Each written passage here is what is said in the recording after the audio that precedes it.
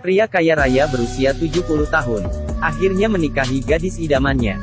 Pria kaya tidak perlu dia untuk melakukan apa-apa di siang hari, tapi di malam hari dia punya tugas khusus. Pria kaya yang bernyanyi sepanjang malam tadi malam, untuk membalas budi Xiao Mei. Dia membawanya mengelilingi seluruh mansion. Kamar pertama membuat Xiao Mei sangat senang. Dalamnya penuh dengan pakaian desainer. Ada berbagai jenis barang mewah. Dia juga memberikan sebuah kolam renang dalam ruangan. Pria kaya memberitahunya bahwa segala sesuatu yang dilihat adalah miliknya. Tapi ruangan kecil ini saja Anda tidak boleh masuk, karena itu ruang pribadinya. Xiao Mei mengangguk menunjukkan bahwa dia tidak akan masuk. Melihat istri yang berperilaku baik, pria kaya meminta koki menyiapkan pesta yang lezat. Xiao Mei mencicipinya dengan senang hati. Dia juga tidak lupa untuk menjilat krim di tangannya. Pria kaya langsung tidak tahan. Dia meminum semua anggur merah di gelas. Malam ini pasti akan menjadi malam tanpa tidur. Xiao Mei terbangun merasakan sakit punggung. Jadi dia memutuskan untuk berolahraga. Dengan kacamata keren, dia memulai kehidupan orang kaya. Setelah lelah berenang, ia berbaring di sofa untuk beristirahat, dan meminum secangkir cappuccino. Ini disebut kehidupan. Kemudian dia memakai gaun halus dan perhiasan mahal. Melihat diri sendiri di cermin, Xiao Mei terasa sangat cantik. Malam itu, Xiao Mei yang bosan, dirinya sangat penasaran. Dia datang ke depan ruang hitam dan merenung. Akhirnya dia memutuskan untuk masuk dan mencari tahu. Di dalamnya ada laboratorium, ruangan penuh dengan peralatan. Xiao Mei menekan tombol dengan penasaran. Kabinet tiba-tiba terbuka. Dalamnya berisi seorang wanita yang sama persis dengan dirinya. Xiao Mei ketakutan. Dia bergegas keluar dari ruang kecil itu, dan kembali ke kamar. Dia mengeluarkan telepon dan berencana untuk menelepon polisi. Tapi telepon tidak memiliki sinyal sama sekali. Kemudian pria kaya muncul di depannya. Tangan mengambil parang dan bersiap untuk membunuhnya. Dalam sekejap, Xiao Mei terbangun dari tempat tidurnya. Dia menemukan suaminya berdiri di depan jendela. Apakah segala sesuatu yang baru saja terjadi adalah mimpi? Tapi detik berikutnya, pria kaya mengambil handuk, direndam dengan air, kemudian beralih ke Xiao Mei. Pria kaya raya berusia 70 tahun. Pada hari ketiga pernikahan, dia akan membunuh istrinya sendiri. Dia mengambil handuk dan membasahinya. Detik berikutnya dia langsung membunuh istrinya sampai mati di lantai. Xiao Mei mencoba yang terbaik dan berhasil membebaskan diri. Dia berlari ke bawah dengan cepat. Tapi pintunya sudah lama terkunci. Rumah yang mewah sekarang telah menjadi kandang yang tidak bisa melarikan diri. Dan pria kaya yang selalu memperhatikan nilai seni, menganggap bunuh orangnya adalah sebuah seni. Dia mengenakan sarung tangan putihnya dengan tenang, dan menuangkan obat bius. Dia memutuskan meninggalkan seluruh tubuh istrinya. Dia menutupi mulut dan hidung Xiao Mei. Tepat ketika pria kaya berpikir istrinya sudah pingsan, Xiao Mei tiba-tiba membuka matanya. Dengan pisau dia menusuk pria kaya sampai mati. Kemudian menyeret mayat ke pintu. Tapi pintu masih belum bisa dibuka. Xiao Mei terpaksa membersihkan lantai terlebih dahulu, dan mengenakan pakaian yang bersih. Kemudian membaca buku di sofa berpura-pura tidak terjadi apapun. Kemudian pembantu rumah tangga dan Xiao Shuai datang ke villa.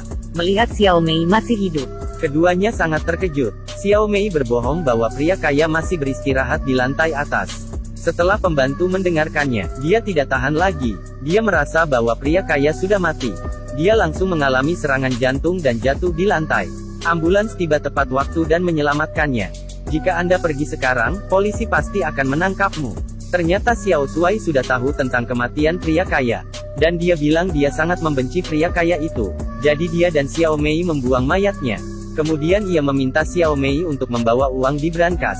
Dan segera pergi dari sini. Dia memberikan buku harian sebelum Xiao Mei pergi. Dalamnya tertulis semua yang terjadi di sini. Ternyata pria kaya adalah ahli rekayasa genetika. Pada usia 60, ia kehilangan istrinya. Tetapi dengan mengkloning DNA, dia menciptakan 6 kloning yang sama persis. Dia mengambil salah satunya sebagai istri sendiri. Sisanya dikunci di ruangan kecil. Dan Xiao Mei, sudah yang kelima. Karena beberapa gen sebelumnya tidak stabil, mereka semua dibunuh oleh pria kaya. Dan dia mengkhawatirkan istrinya yang berusia 18 tahun, akan mengejek tubuhnya yang mulai menua. Jadi dia membuat kloning diri sendiri. Dan orang itu adalah Xiao Shuai. Segera Xiao Shuai jatuh cinta dengan istri kloning. Keduanya juga diam-diam berkencan. Ini membuat pria kaya cemburu. Jadi dia membuat Xiao Shuai menjadi buta. Xiao Mei terkejut melihat semua ini. Belum menunggunya untuk bereaksi, Xiao Shuai mengunci pintu dengan rapat. Xiao Mei benar-benar bingung. Ternyata Xiao Shuai sama dengan pria kaya. Mereka hanya ingin memeliharanya seperti binatang. Anak itu akan memotong tenggorokan ibunya dengan pisau. Ibu yang sedang tidur tiba-tiba terbangun. Saat melihat, rupanya itu adalah anaknya sendiri. Apa yang kamu lakukan? Kau harus tahu apa yang kuinginkan. Melihat pisau di lehernya, Xiao Mei hanya bisa menyetujuinya. melihat ibunya yang patuh, Xiao Shuai baru bersedia bangun. Sang ibu dari awal sudah tahu anaknya diam-diam jatuh cinta padanya. Dia bertanya mengapa tidak mengungkapkannya. Ayahmu sudah pergi, apa maumu sekarang?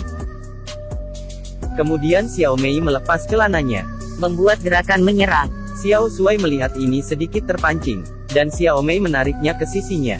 Agar dia merasakan detak jantungnya. Xiao Shuai secara bertahap tidak merasa curiga. Kemudian Xiao Mei melawan dan menerkamnya di lantai. Dengan rantai dia mencekik tenggorokannya. Memaksanya untuk mengatakan kode gerbang. Kemudian dia bangun dan memukul Xiao Shuai. Tepat ketika Xiao Mei berpikir dia bisa pergi dengan aman. Seorang wanita yang persis seperti dirinya Mengarahkan pistol padanya. Wanita ini bernama Damei, adalah generasi ke-6 yang dikloning oleh pria kaya.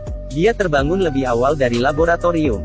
Xiao Mei menyadari bahwa adalah yang salah. Dia segera menarik Xiao Shuai untuk berlindung di depannya. Terdengar suara tembakan, Xiao Shuai ditembak oleh Damei. Dan Xiao Mei menggunakan kekuatan terakhir. Dia membuka pintu villa. Tapi detik berikutnya, Damei yang baru muncul Menjadi orang terakhir yang selamat.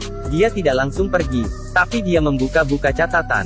Kemudian membaca semua peristiwa yang terjadi.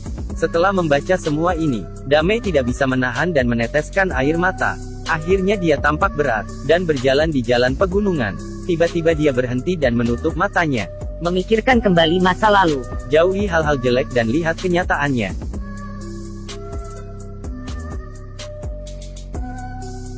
Sekarang aku terjaga.